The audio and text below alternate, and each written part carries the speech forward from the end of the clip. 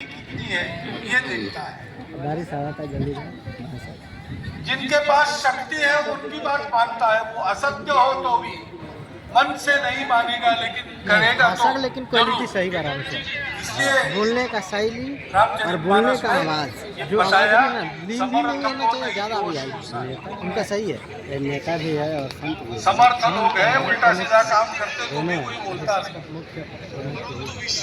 और दुर्बल है उसका क्या होता है। वो सोचे जाए ना तो सीधा दिखाई दे एकदम।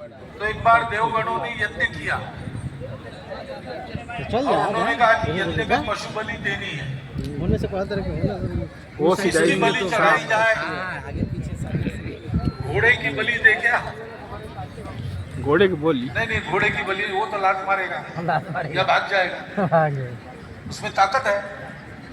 अश्वम नहीं हो, घोड़ा नहीं चाहिए। गजम हाथी, अरे नहीं बाबा, उसको काम वही अपनी बलि दे देगा, सूंड में उठा के पटक देगा। अश्वम नहीं हुआ, गजम नहीं हुआ, व्याघ्रम शेर, अरे बाबा नहीं वो तो खा जाएगा। व्याघ्रम नहीं बचा, नहीं चाहिए। किसको बलि देना? अजा पुत्रम बलिम दध्या, बकरी के बच्चे को बलि दो, बेचारा कुछ नहीं कर सकता, मैं करते रहता है, अपने अहंकार में मैं करने वाला दुर्बल हो जाता है। देवो दुर्बल घातक, देव लोग भी दुर्बल के पक्ष में नहीं है, देव भी शक्ति को पहचानते हैं। राम रावण का युद्ध हुआ, जब तक कुंभकर्ण और इंद्रजित का वध नहीं हुआ, देवों ने राम के पक्ष में कुछ नहीं किया, स्वर्ग में बैठकर तालियां बजाई और कुछ नहीं किया। जब देखा कि इंद्रजित को भी मारा, कुंभकर्ण को भी मारा, अब रावण का वध निश्चित है, राम शक्तिशाली है, फिर इंद्र ने अपना रथ भेजा राम की मदद करने। राम को तो रथ की आवश्यकता नहीं। रावण रथी विरथ रघुवीरा, ऐसा देखकर विभीषण आके राम को कहता है कि कैसे होगा, आपके पास रथ नहीं। तो राम ने अपने रथ का वर्णन किया, कैसे कैसे गुण है मेरे जो रथ का काम करेंगे।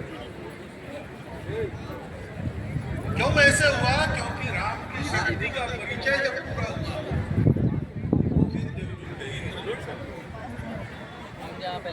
और इसलिए शक्ति चाहिए। लेकिन शक्ति बड़ा काम करने में एक की नहीं होती, शक्ति संगठन को होती, मिलकर रहने की होती।